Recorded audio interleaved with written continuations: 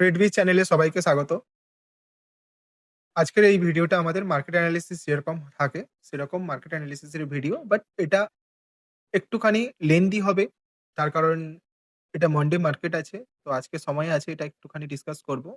তো যেরকম গত দিনের মার্কেটের অ্যানালিসিস ছিল যেটা ১২ তারিখের মার্কেট ১২ই ডিসেম্বরের জন্য। তো সেই হিসাবে মার্কেটের মোমেন্টাম সেভাবেই হয়েছে। তো ১৫ তারিখের জন্য হালকা করে একটা আমরা অ্যানালিসিসটাও শিখবো এবং মার্কেট প্রেডিকশনও শিখবো। দেখুন ১১ তারিখ যেভাবে করা হয়েছিল এটা ব্যাংক নিফটির চার্ট পুরো। ব্যাংক নিফটি চার্টে যেরকম করা হয়েছিল এখান থেকে একটা সাপোর্ট নিয়ে মার্কেট এই যে ৩ টা রিজেকশন লেভেল যেটা ছিল, মার্কেট ওর মধ্যেই আছে। ফার্স্ট, সেকেন্ড এবং থার্ড। এই ৩ টা লেভেলের মধ্যে রিজেকশন নিয়ে মার্কেট ফেরছে একটা কারেকশন করেছে। বাট এই যে গ্রিন লাইন লেভেলটা আছে 59670 এর আশপাশে। তো মার্কেট এইখানটাতে একটা কনসোলিডেট ফেস করার পরে মার্কেট ব্রেকআউট দেখানোর চেষ্টা করতে চাইছে। কিন্তু এখানে প্রবলেম কিছু নেই। প্রবলেম তবুও একটা আছে, মেজর একটা ট্রেন্ড লাইন ওয়ালা সাপোর্ট ধরে মার্কেট উপরে যাওয়ার চেষ্টা করছে। তো এই যদি ট্রেন্ড লাইন যাওয়ার পরে এখানে হতে পারে একটা জিনিস, সেটা আমাদের খেয়াল রাখতে হবে বারবার। হতে পারে এই জোনে হালকা করে ব্রেকআউট দেখিয়ে তারপরে মার্কেট ডাউনসাইড ট্র্যাপ করতে পারে। নতুবা মার্কেট এখান থেকে আপসাইড যেতে পারে। কিন্তু যেভাবে আমাদের একটা রুলস আছে, একটা চার্টে যে রুলসটা থাকে যে মার্কেট ডিরেক্টলি কখনো কোথাও ব্রেকআউট দেখানোর পরে এক্সাম্পল দেখাই, এখান থেকে সোজাসুজি কখনো ভাগবে না। ঠিক আছে? উপরের দিকে যাবে না। মার্কেটকে যেতে হলে কি করতে হবে? মার্কেটকে যেতে হলে একটা রিটেস্ট লেভেল মার্কেটের মধ্যে তৈরি করতে হবে। রিটেস্ট লেভেল অ্যাকচুয়ালি চার্টে ভিউ কেমন আসে? ফার্স্ট একটা ব্রেকআউট দেখাবে এখান থেকে। ব্রেকআউট দেখানোর পরে ফিরসে রিটেস্ট করবে। তারপরে একটা আপসাইড লেভেল আসবে। এবারে যখন আমরা আপসাইড লেভেল যাই তখন আমাদের মধ্যে ফার্স্ট যে লেভেল থাকে সেটা ব্রেকআউটের যে প্রিভিয়াস বেলা লেভেল থাকে এই লেভেলটাকে রিজেকশন হিসেবে ফেস করতে পারে এবং এই লেভেলটা 59,800 অ্যাপ্রক্স।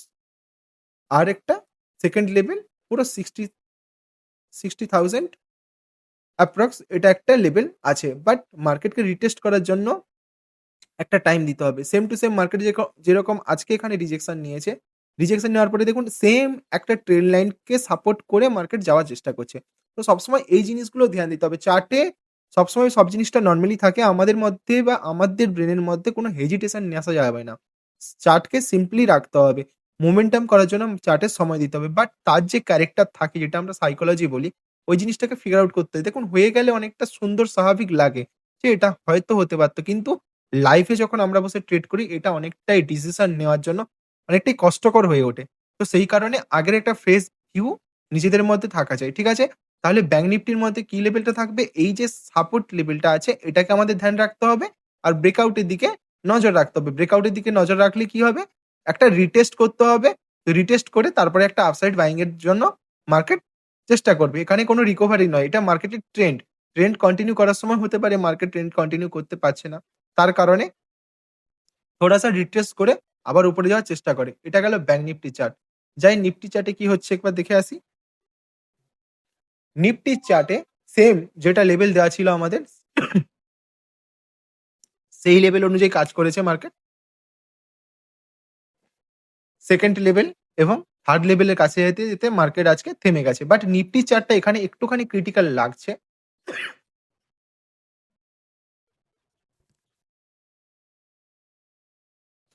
প্রচুর ঠান্ডা পড়েছে বস, শরীরটা খুব খারাপ আছে।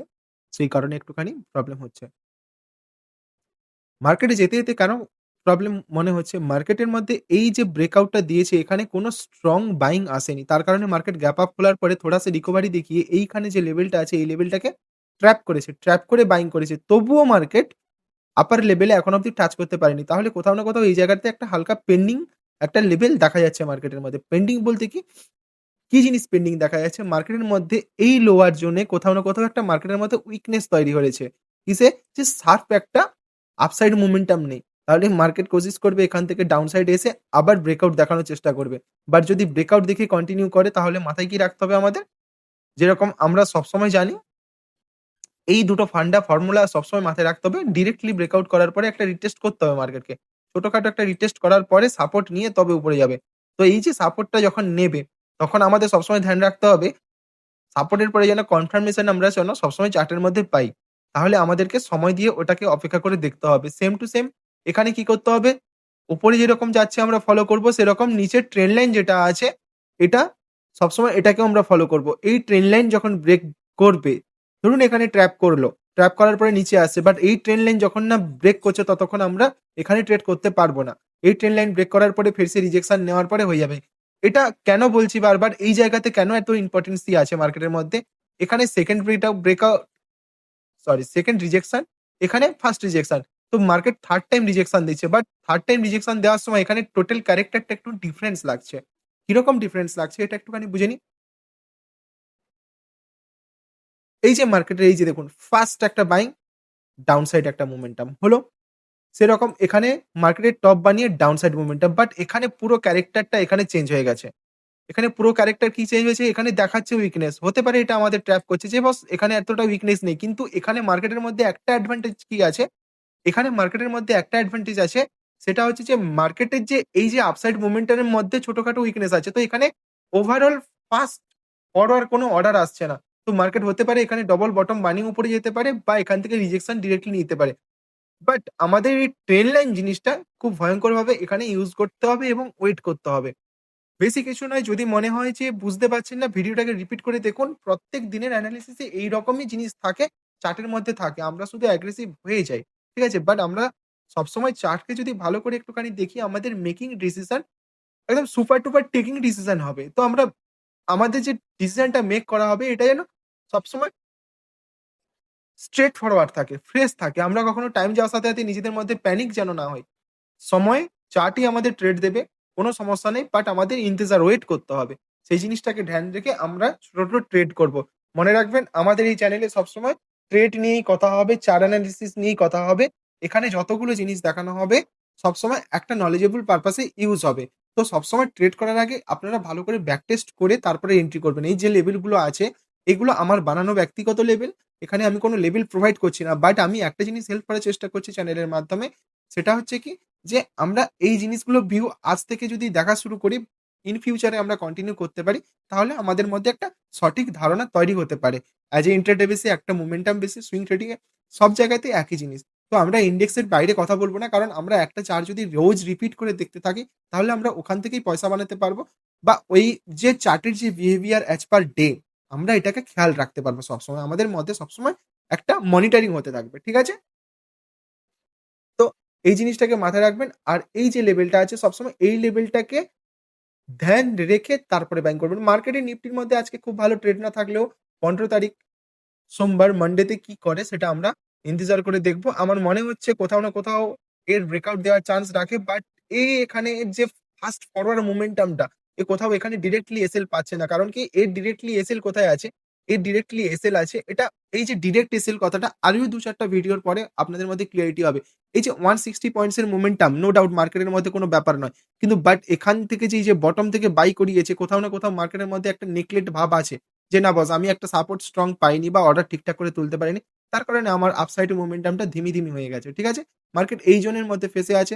তো হতে পারে মানডেতে মার্কেট ফ্ল্যাট ওপেনিং হবে। ইয়া যদি গ্যাপ আপ হয়ে যায় তাহলে বি কেয়ারফুল, ধ্যান দেবেন। কারণ মার্কেট কোথা থেকে অর্ডার তুলছে এটা খুব ক্লিয়ারিটির সাথে মার্কেট দেখাতে পারবে না। কারণ আজকের অ্যাজ পার লাইভ মার্কেটের মধ্যে যে অর্ডার ফ্লো জোন আছে সেটা খুব একটা প্রমিনেন্ট ছিল না মার্কেটের মধ্যে। কারণ মার্কেটের মধ্যে ট্র্যাপিং লাগবে। ট্র্যাপিং কেন লাগবে? যদি ট্র্যাপিং না আসে তাহলে প্রিভিয়াস লেভেলে যারা বাই করে বা পজিশন বানিয়ে বসে আছে তারা বেরাবে না। তারা বেরালে কি হয়? সাপোর্ট রেজিস্ট্যান্স এর ভিডিও আসছে ওটাতে দেখতে পাবেন। কারণ ওখানে সবসময় একটা জিনিস বলা হয়েছে, কারোর যদি এসএল না লাগায় মার্কেট ওখান থেকে অর্ডার ক্যারি করতে পারবে না। এটা বড় প্লেয়ারের খেলা থাকে। তো এটা নিয়ে আমি আরেকটা ভিডিওতে ভালো করে বসবো। কিন্তু আজকের যে মার্কেট অ্যানালিসিস ভিডিওটা এটা এইভাবে চার্টের একটা ক্লিয়ারিটি আমরা নিয়ে রাখলাম। বাকিটা দেখা হবে সোমবারে। Thank you.